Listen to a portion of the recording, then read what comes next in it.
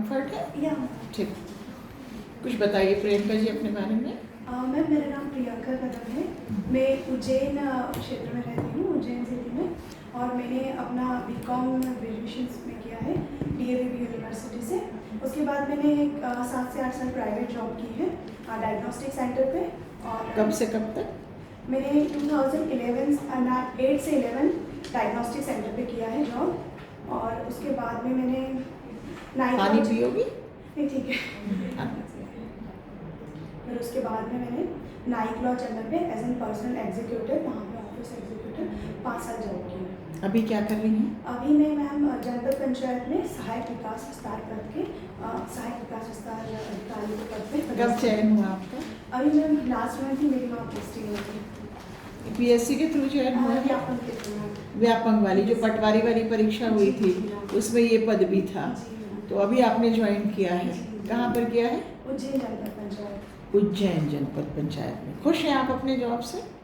हाँ मैम, मैं अभी इंजॉय तो कर रही हूँ क्योंकि मेरे लर्निंग फेज है, तो मुझे नई नई चीज़ें जानने का मौका मिल रहा है। पर अभी मैं चाहती हूँ कि मैं और कुछ मुझे एक्स्ट्रा पावर मिले ताकि मैं कुछ ज़्यादा इम्प्लीमेंट कर पाऊँ। ये आपका PSC में कब से आप परीक्षाएं दे रही हैं? मैं 2021 से मैंने तैयारी शुरू करी है, 2021 के। और उसी में ही आपका चयन हो गया?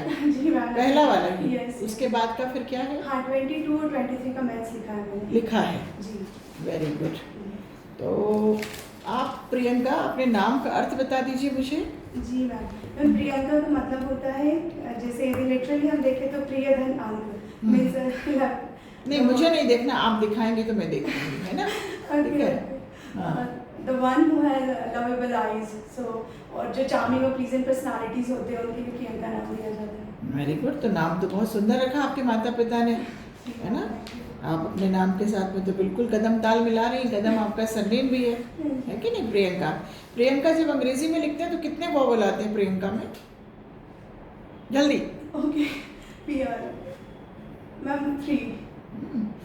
अंग्रेजी वर्णमाला का ऐसा कौन सा वॉवल है जो 1 से लगाकर 999 लिखते समय ONE1 ऐसे 999 लिखते समय तक एक बार भी प्रयुक्त नहीं होता? क्विक आंसर चाहिए मैं। यू। गलत। Okay, sorry. अशोक नाम है पिताजी का, है ना? अशोक का वृक्ष दूसरे वृक्षों से क्यों अलग है? मैं अशोक पर इतिहास वाले सवाल करेंगे तो नहीं करूँगी मैं, है ना? मुझे इतिहास नहीं पता है। जी मैम, वो डेकोरेशन के लिए बहुत काम आता है, घर में जनरली लगाया जाता है। क्यों लगाते हैं डेकोरेशन के लिए? अशोक को ही क्यों लगाते हैं?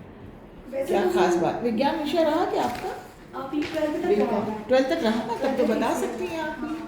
मैम, उसकी लेंथ के जैसे डेकोरेशन बहुत अच्छा आता है। एक और बहुत महत्वपूर्ण कारण जो छूट रहा है, इसको देख लीजिएगा, जी है ना? कदम जो है वो हिंदी का शब्द है या मराठी शब्द है? मराठी है कि उर्दू है? मराठी है, जब हमने जितना सुना है। नहीं, कहाँ से कदम? कदम नाम का एक पेड़ हुआ करता था। कदम। और कदम एक डायनेस्टी भी हुआ करती थी। और कदम कदम कदम मिलाए जा, गाना गाते हैं ना, कदम कदम मिलाए जा। स्टेप्स को भी बोलते हैं कदम। और आप पहुंच गई कदम, बहुत अच्छी बात पहुंची। आप वृक्ष की बात ही चल कर लेते हैं अपन, आपने अशोक से कदम पहुंच गई आप। तो कदम का वृक्ष को क्यों बहुत विशिष्ट माना गया है? मैम, उसका जो फैलाव होता है वो बहुत ब्रॉड होता है, उसकी वजह से छायादार काफी होता है। भगवान कृष्ण से कोई संबंध? वहाँ पे नीचे बैठने से कहते हैं कि वहाँ पे माइथोलॉजिकली वो वहाँ पे मुरली बजाया करते थे। मुरली बजाते थे ना। एक रचनाकार है मध्य प्रदेश से ही जिनका संबंध है ना? उन्होंने एक कविता जो कोर्स में भी चलती है, उन्होंने लिखा है कदम्ब पर, और उनका कृष्ण से संबंध बताते हुए लिखा है। बहुत छोटी कक्षाओं में चलती है। सॉरी मैम, मुझे क्लिक नहीं हो पाया। ये कदम का पेड़ अगर माँ होता यमुना तीरे, मैं भी उस पर बैठ कन्हैया बनता धीरे धीरे। कुछ याद आया? हाँ, पढ़ी है रचना, है ना? तो ये किसने लिखी है ये रचना? सॉरी मैम, मुझे नहीं पता। झांसी पर भी उन्होंने, झांसी की महारानी पर बहुत वीररस की कविता लिखी है। उनका संबंध है मध्य प्रदेश से, इसलिए मैं बार बार बोल रही हूँ। आपके जैसी कद काठी की हैं वो, थी मतलब जब थी। सुभद्रा कुमारी चौहान। हाँ, ओके। तो केवल सुभद्रा कुमारी चौहान क्लासमेट थोड़ी हो गई आपके जैसे कद काठी होने से, है ना, सम्मान से नाम लेंगे ना। मैडम सुभद्रा कुमारी चौहान। मैडम तो नहीं बोलते हैं, हम एक हिंदी कवित्री का नाम ले रहे हैं तो, है ना, है ना, कवित्री भी नहीं बोलते, लिंग भेद होता नहीं कवि कवित्री में। प्राचार्य प्राचार्या दोनों में से क्या सही है? दोनों सही है। मेल फीमेल जेंडर को शो करता है। हाँ, नहीं करते, आप एक अधिकारी बन जाएंगे। जी। तो कोई भी डेजिग्नेशन का नाम होता है, जिलाधीश, जिलाधीशा बोलेंगे क्या? डिफरेंस है, हाँ। सही है, लेकिन नहीं ऐसे बोलते नहीं है। बोलते नहीं है, सही नहीं है। जी मैम। कलेक्टर ही होगा वो, जिलाधीश ही होगा। महिला और पुरुष का भेद नहीं होता डेजिग्नेशन में। ओके। प्राचार्य और प्राचार्या नहीं होता है, ओके। प्राचार्य ही होता है। ओके। समझ गए ना, है ना, ये लिंग भेद नहीं होता। भाषा के दृष्टिकोण से बात बता रही हूँ। आपका लैंग्वेज का भी एक पेपर था ना, हाँ। पाँचवा नंबर का पेपर दिया ना मेंस में आपने। 20 तारीख को आपका जन्म हुआ है ना, 20 सितंबर का। तो 20 का अंक और किस लिए और जाना जाता है? मतलब उस दिन किसी प्रसिद्ध, आपके अलावा किसी और का जन्म हो, या कोई वैश्विक घटना हुई हो, कोई राष्ट्रीय घटना हो, कोई दिवस हो। 20 सितंबर को मैम नेशनल। मैंने सितंबर नहीं बोला, 20 का अंक बोला है बस केवल। आप उसमें बता सकती हैं सितंबर के महीने में 20, क्योंकि आपकी तैयारी है, हाँ। वहाँ से शुरू कर सकती, बताइए। हाँ, 20 सितंबर को ma'am national fried rice day मनाते हैं। क्या मनाते हैं? National fried rice day. Fried rice. Fried rice day. Yes. आपने, thank you for enhancing our knowledge. Ma'am Google information है। कहाँ से परंपरा शुरू हो गई भैया ये फ्राइड राइस बनाने की? ये जर्मनी के बोहेमा करके एक जगह। फ्राइड राइस तो चाइनीज डिश है मेरे Yes, ख्याल से। ma'am, पर और ये- जर्मनी, ये नेशनल फ्राइड राइस जो डे मनाते हैं वहाँ से शुरू हुआ था। एक रेस्टोरेंट है वहाँ पे, हाँ। तो उन्होंने एक लॉन्ग मैराथन में गिनीज वर्ल्ड में रिकॉर्ड लिया था, तो उस वजह से वहाँ से ये। चावल पसंद है इसका मतलब आपको? मैम कुकिंग मेरी हॉबी है, इसलिए थोड़ा नॉलेज है। अच्छा, कुकिंग आपकी हॉबी है, इसलिए जोड़ के किसी ने आपको सिखा दिया कि फ्राइड राइस डे वाला बताइएगा जरूर, तो आपकी हॉबी पे क्वेश्चन होंगे, है ना। नहीं, आपकी पर्सनालिटी और मेरी पर्सनालिटी मिलती जुलती सी है। चावल मुझे भी पसंद है, चावल आपको भी पसंद है लग रहा है मुझे, है ना।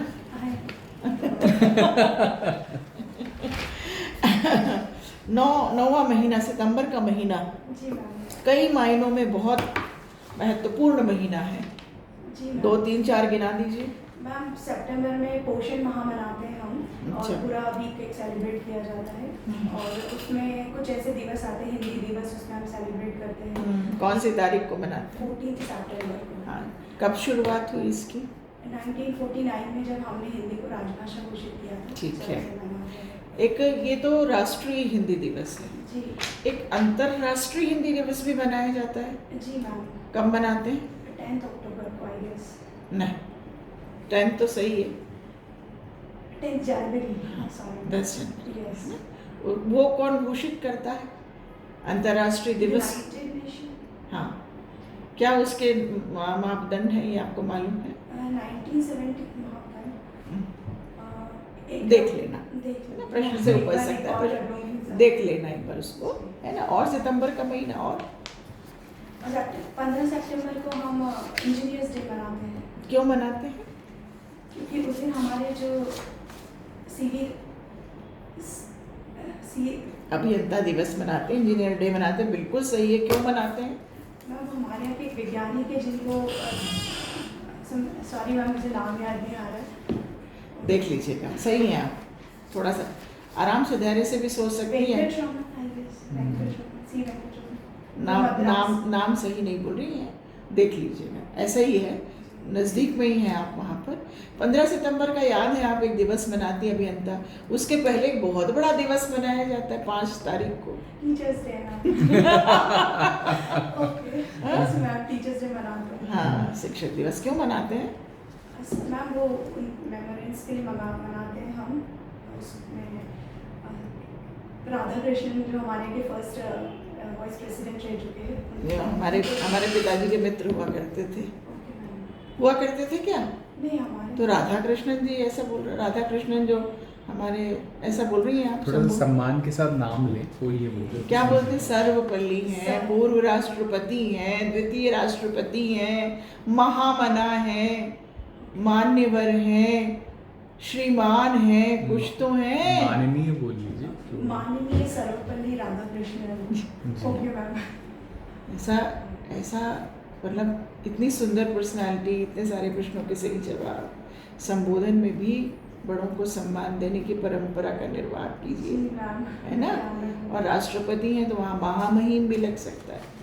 महामहिम, पूर्व उपराष्ट्रपति, द्वितीय राष्ट्रपति, शिक्षा के हिमालय। खैर मेरे जैसे मत जाओ इतने विशेषणों पर एक तो चुन लो कोई सा भी, है ना। उनका जन्मदिन क्यों मनाते हैं? तो राष्ट्रपति थे। शिक्षा दिवस क्यों मनाते हैं?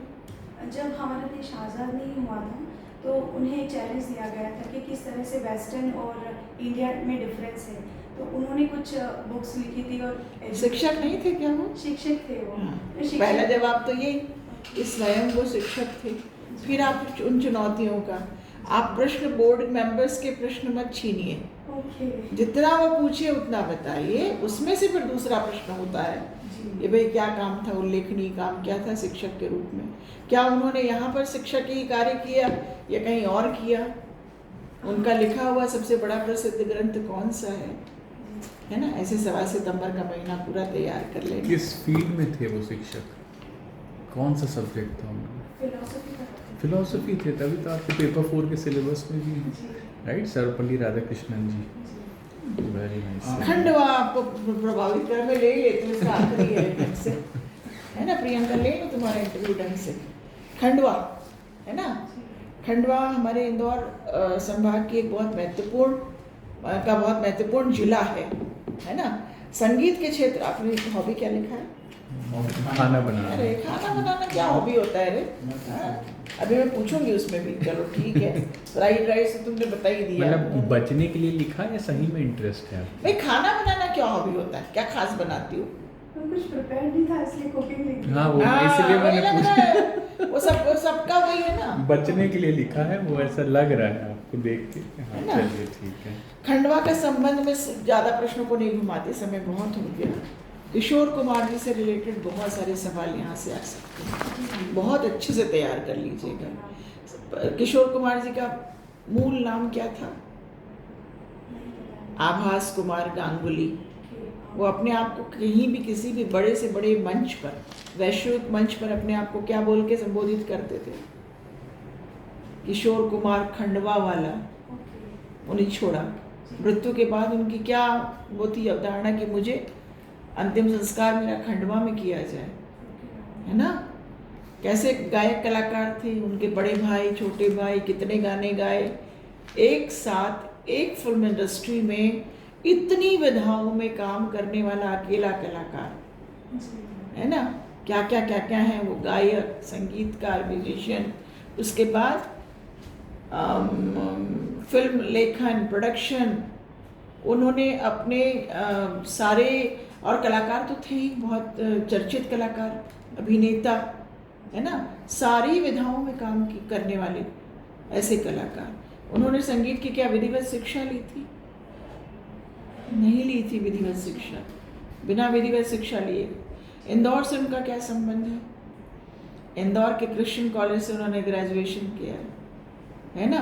3 भाई थे ये लोग। कौन कौन से? उनके बड़े भाई का नाम अशोक कुमार, है ना। और उसके बाद दूसरे भाई का नाम क्या नाम है? मुझे नहीं मालूम।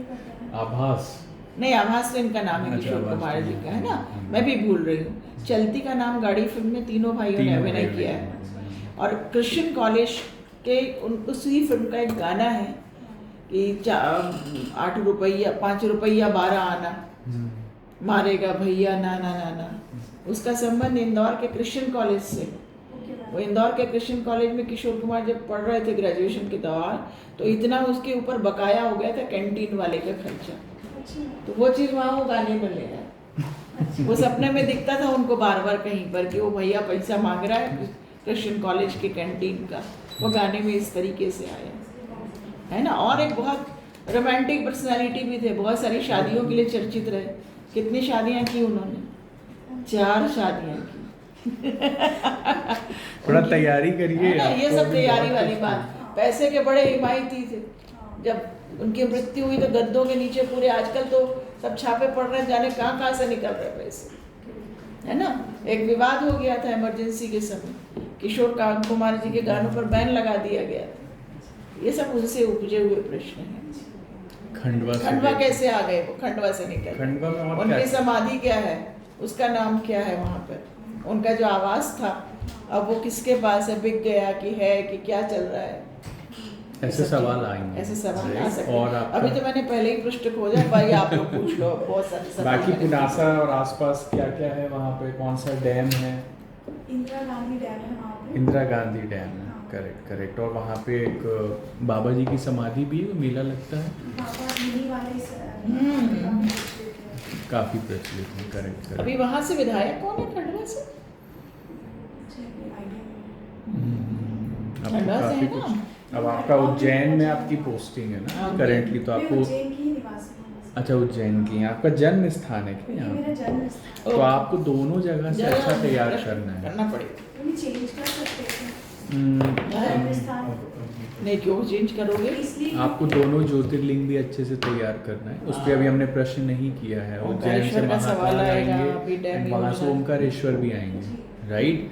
तो थोड़ा सा खंडवा में और वहाँ की ज्योग्राफी, वहाँ का कल्चर, राइट, ये सब चीज़ें आपको अच्छे से थोड़ी बहुत प्रिपेयर आप करनी उनको सर फीडबैक फॉर्म है या फीडबैक में लिख के दे देते जी जी जी। क्योंकि आपका डेप से बहुत सारे क्वेश्चन बन सकते हैं। हाँ, मुझे मैंने तैयारी आपने की। देखिए हॉबी में खुद को बचा लिया नहीं है, है। बट फिर भी बाकी फॉर्म अभी भी काफ़ी ओपन है, बहुत से सवाल ऐसे हैं जो बन सकते हैं। अच्छा। बट अभी देख के आपको ऐसा लग रहा है आप ज़्यादा प्रिपेयर कर नहीं पाए।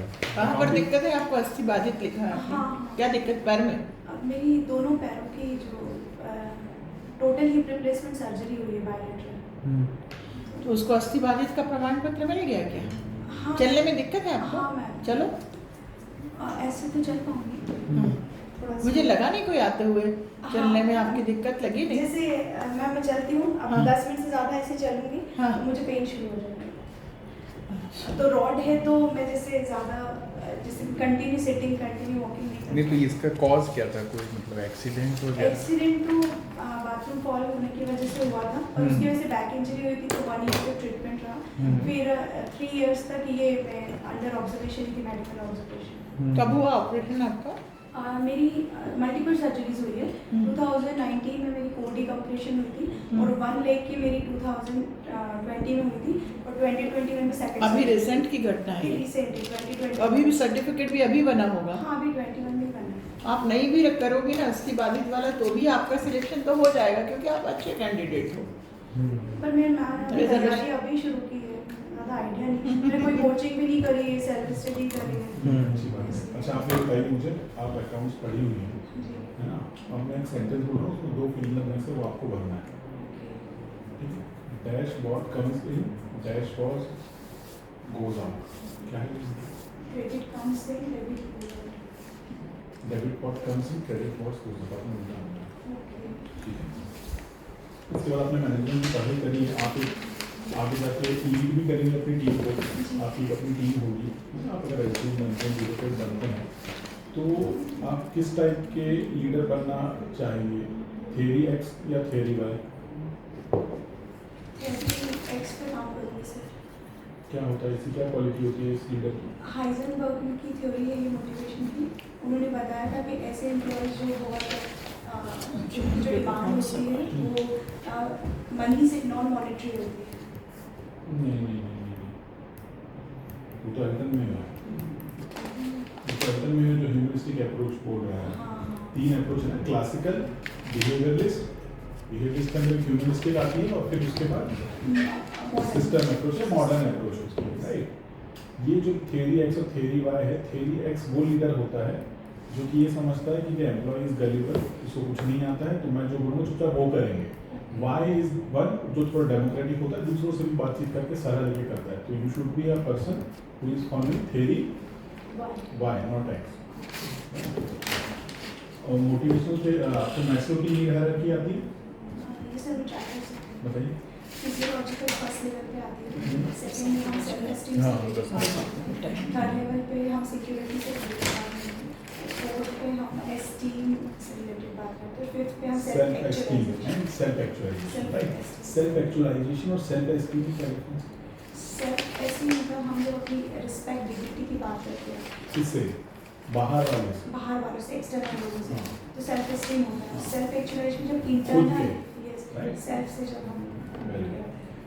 तो ये अकाउंट्स और ये सब देख के मैनेजमेंट थोड़ा सा देख के जाइएगा, क्योंकि न्यू सिलेबस जो आया है अभी 24 का, उसमें मैनेजमेंट की 3 यूनिट हैं, एंटरप्रेन्योरशिप एंड मैनेजमेंट की। वहाँ पे लीडरशिप, मोटिवेशन ये सब है, तो आपसे यहाँ से सवाल पूछ सकते हैं। ठीक है सर, आप पूछिए। नहीं ठीक है, मैक्सिमम क्वेश्चंस तो इनसे हो गए हैं। और कुछ ये है कि अभी आपका प्रिपरेशन लेवल बहुत हाँ। कमज़ोर है, उसको थोड़ा आपको स्ट्रॉन्ग करना है। मतलब आपने अभी बेसिकली एफर्ट डाला ही नहीं है, राइट? आप उस तरह की पर्सनालिटी नहीं लग रही कि एफर्ट डालें समझ में ना आए, राइट? आपने काफ़ी मेहनत की है लाइफ में और जॉब भी किया है, पोस्ट भी मिली है।